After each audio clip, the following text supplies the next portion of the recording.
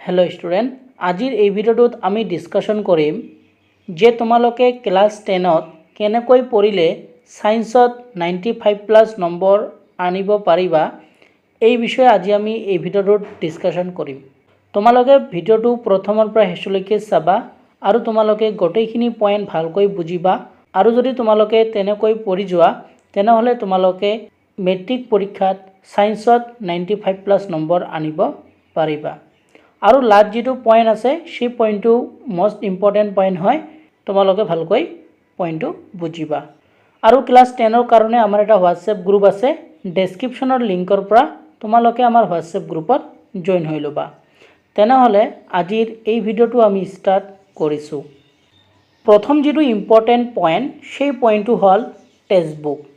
যে তোমালোকক কি কৰিব লাগিব যে ক্লাস 10ৰ যিখন তোমালোকৰ সায়েন্সৰ টেক্সট বুক আছে সেই টেক্সট বুকখনৰ প্ৰতিটো চেপ্টাৰৰ ঠিক আছে, ধৰি লৈছো মই প্ৰথমটো চেপ্টাৰ ৰাসায়নিক বিক্ৰিয়া আৰু সমীকৰণ, সেই চেপ্টাৰটো তোমালোকে কি কৰিব লাগিব লাইন বাই লাইন তোমালোকে ৰিডিং পঢ়িব লাগিব। ঠিক আছে, লাইন বাই লাইন ৰিডিং পঢ়াৰ পিছত তাত যিবোৰ তোমালোকে ইম্পৰ্টেন্ট পইণ্ট পাবা সেইবোৰ তোমালোকক আন্ডাৰলাইন কৰিব লাগিব আৰু সেইবোৰ তোমালোকক ভালকৈ পঢ়িব লাগিব। তাৰ পিছত তোমালোকে চেপ্টাৰটো পঢ়োতে যিবোৰ ফৰ্মুলা পোৱা সেই ফৰ্মুলাবোৰ তোমালোকক কি কৰিব লাগিব আন্ডাৰলাইন কৰিব লাগিব। আৰু ফৰ্মুলাবোৰ তোমালোকে যদি তোমালোকে ভালকৈ মুখস্থ কৰা তেনেহলে তোমালোকৰ নিউমেৰিকেল প্ৰশ্নত তোমালোকৰ সুবিধা হ'ব।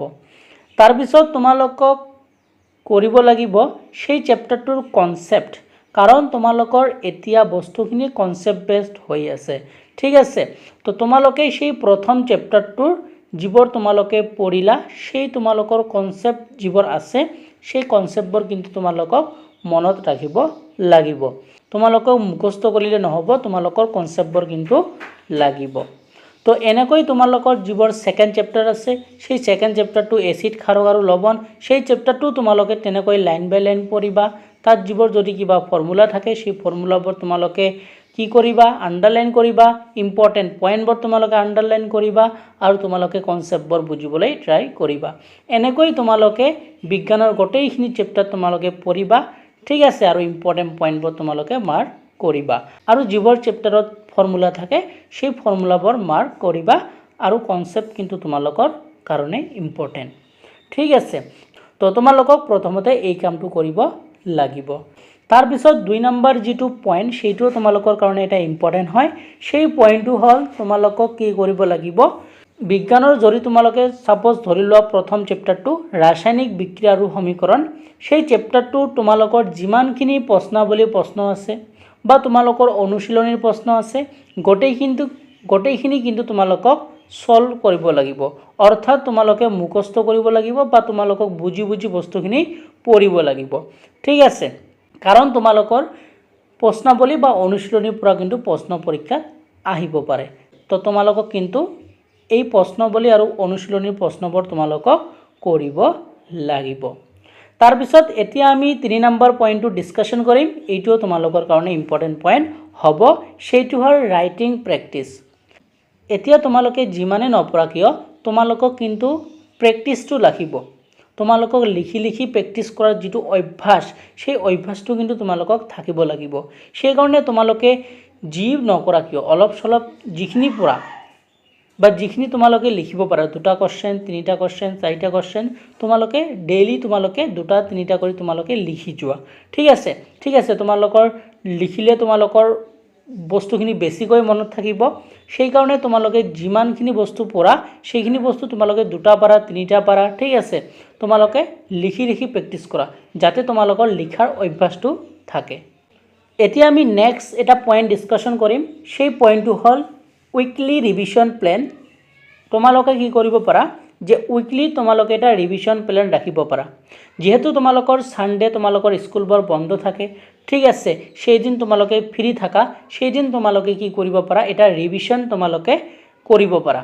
তোমালোকে এইমান কেইদিন যিখিনি পঢ়িলা এক সপ্তাহৰ ভিতৰত তোমালোকে 6 ডে যিখিনি পঢ়িলা সেইখিনি বস্তু তোমালোকে সানডে ৰিভাইজ কৰা। ঠিক আছে, সানডে তোমালোকে বেছিকৈ সময় পোৱা, সেইখিনি সময়ত তোমালোকে বস্তুখিনি বেছিকৈ ৰিভাইজ কৰা, তেতিয়াহে তোমালোকৰ বস্তুখিনি ভালকৈ মনত থাকিব আৰু তোমালোকে পৰীক্ষাত ভাল এটা নম্বৰ আনিব পাৰিবা। সেই কাৰণে তোমালোকে সানডে তোমালোকে ৰিভাইজৰ কাৰণে ৰাখিবা। তোমালোকে গোটেইখিনি সাবজেক্টত যিমানখিনি পাৰা তোমালোকে ৰিভাইজ কৰি যোৱা এই সানডে দিনটোত। যেহেতু তোমালোকৰ স্কুল বন্ধ থাকে সেই দিনটো তোমালোকে ফ্ৰী থাকা, এইখিনি সময়ত তোমালোকে ৰিভাইজ কৰিবা। তাৰ পিছত যেটো তোমালোকৰ পইণ্ট, সেই পইণ্টটো হ'ল তোমালোকৰ হাই স্কোৰিং চেপ্টাৰ। যে কিছুমান চেপ্টাৰ তোমালোকৰ সায়েন্সত থাকিব য'ত তোমালোকৰ বেছি মাৰ্ক আহে, হয় না নহয়? এনেকুৱা কিছুমান চেপ্টাৰ আছে যে তোমালোকৰ বেছি মাৰ্ক থাকে আৰু কিছুমান চেপ্টাৰ আছে কম মাৰ্ক থাকে। তো তোমালোকৰ যিবোৰ হাই স্কোৰিং চেপ্টাৰ হয়, অৰ্থাৎ যিবোৰ চেপ্টাৰৰ পৰা তোমালোকৰ বেছি নম্বৰ আহে, সেই চেপ্টাৰবোৰ তোমালোকে টাৰ্গেট কৰা। সেই চেপ্টাৰবোৰ ভালকৈ পঢ়া, যাতে সেই চেপ্টাৰবোৰৰ পৰা যদি তোমালোকৰ প্ৰশ্ন আহে তোমালোকে মিছ নকৰা। ঠিক আছে, তোমালোকে হাই স্কোৰিং চেপ্টাৰবোৰ তোমালোকে বেছিকৈ ফোকাস কৰা, যাতে সেই চেপ্টাৰবোৰৰ পৰা নম্বৰটো তোমালোকে ইজিলি তুলিব পাৰিবা। আৰু তোমালোকৰ গোটেইখিনি পঢ়িব লাগিব, কিন্তু হাই স্কোৰিং যিবোৰ বেছি তোমালোকৰ নম্বৰ আছে সেইখিনি তোমালোকে বেছিকৈ টাৰ্গেট কৰিবা। ইয়াৰ অৰ্থ এইটো নহয় যে যিবোৰৰ নম্বৰ অলপ কম আছে সেইবোৰ নপঢ়িম, এনেকুৱা নহয়। যিবোৰ নম্বৰ বেছি আছে, হাই স্কোৰিং চেপ্টাৰ হয়, সেইবোৰ বেছিকৈ পঢ়িবা, টাৰ্গেট তোমালোকে কৰিবা, কিন্তু তোমালোকে বাকি চেপ্টাৰবোৰো কিন্তু পঢ়িব লাগিব। তো এইটো আছিল তোমালোকৰ 4 নম্বৰ পইণ্ট, হাই স্কোৰিং চেপ্টাৰ। তাৰপিছত নেক্সট যেটো ইম্পৰ্টেণ্ট পইণ্ট, সেই পইণ্টটো তোমালোকৰ কাৰণে এটা ইম্পৰ্টেণ্ট হয়, সেইটো হ'ল PYQ ডিছকাশ্যন। তো তোমালোকক কি কৰিব লাগিব, প্ৰিভিয়াছ ইয়াৰ কোৱেশ্চন কিন্তু পঢ়িব লাগিব। এতিয়া বহুতে ক'ব পাৰে প্ৰিভিয়াছ ইয়াৰ প্ৰশ্ন পঢ়িলে কি হ'ব? প্ৰিভিয়াছ ইয়াৰ প্ৰশ্ন পঢ়িলে তোমালোকৰ পৰীক্ষাত যেটো ধৰণ বা যেটো পেটাৰ্ণ, সেই পেটাৰ্ণটো তোমালোকে বুজি পাবা। যে MCQ কেনেকুৱা আহে, ডেসক্ৰিপটিভ কোৱেশ্চন কেনেকুৱা আহে, লং কোৱেশ্চন কেনেকুৱা আহে, তোমালোকৰ এটা ধাৰণা হ'ব। আৰু কোৱেশ্চনবোৰ তোমালোকৰ ক'ৰ পৰা আহে, কেনেকৈ কোৱেশ্চনবোৰ কাটে, এই বস্তুখিনিৰ ওপৰত তোমালোকৰ এটা ধাৰণা হ'ব। তো তোমালোকে কিন্তু PYQ কৰিব লাগিব, আৰু PYQ কিন্তু তোমালোকৰ নম্বৰ তোলাত এটা ভাল ৰুল ফলো কৰিব। সেই কাৰণে কিন্তু তোমালোকে PYQ কৰিবা, এইটো পইণ্ট তোমালোকে মিছ নকৰিবা। ঠিক আছে, যদি কাৰোবাৰ লগত PYQ পেপাৰবোৰ নাই তোমালোকে তোমালোকৰ সিনিয়ৰৰ পৰা গোটাই ল'ব পাৰা, নতুবা তোমালোকে অনলাইনতো কিন্তু পাই যোৱা। আৰু তোমালোকে আমাৰ হোৱাটছএপ গ্ৰুপতো জইন হ'বা, তাতো মই তোমালোকক PYQ পেপাৰবোৰ দিবলৈ ট্ৰাই কৰিম। এতিয়া আমি নেক্সট পইণ্টটো একবাৰো, সেই পইণ্টটো হ'ল তোমালোকৰ প্ৰি ফাইনেল বা টেষ্ট পেপাৰ। মানে তোমালোকৰ কি হয় যে তোমালোকৰ ফাইনেল এক্সামৰ আগত তোমালোকৰ এটা পৰীক্ষা হয়, যাক আমি প্ৰি টেষ্ট বা প্ৰি ফাইনেল এক্সাম বুলি কওঁ, হয় না নহয়? যেতিয়া তোমালোকৰ প্ৰি ফাইনেল বা প্ৰি টেষ্ট পৰীক্ষাবোৰ হ'ব, তাৰ কোৱেশ্চন পেপাৰবোৰ তোমালোকক সলভ কৰিব লাগিব। সেই কোৱেশ্চন পেপাৰবোৰ কেনেকুৱা ধৰণৰ কোৱেশ্চন আহে, MCQ আহে, সেইবোৰ তোমালোকে সলভ কৰিলে তোমালোকৰ পৰীক্ষাৰ কাৰণে সহায়ক হ'ব। তোমালোকক কি কৰিব লাগিব, পৰীক্ষাৰ আগত কিন্তু কোৱেশ্চন পেপাৰবোৰ সলভ কৰিব লাগিব, তেতিয়াহে তোমালোকে সায়েন্সত ভাল মাৰ্ক আনিব পাৰিবা। তাৰ পিছত যেটো তোমালোকৰ লাষ্ট পইণ্ট, এইটো তোমালোকৰ কাৰণে মোস্ট ইম্পৰ্টেণ্ট পইণ্ট হয়, যেটো পইণ্ট তোমালোকক ফলো কৰিব লাগিব। সেই পইণ্টটো হ'ল তোমালোকক টেক্সট দিব লাগিব। টেক্সট দিলে কি হ'ব, যে টেক্সট দিলে তোমালোকৰ পৰীক্ষালৈ যেটো ভয়, সেই ভয়টো নাইকিয়া হ'ব, আৰু তোমালোকৰ লিখাৰ যেটো অভ্যাস, সেই অভ্যাসটো হ'ব।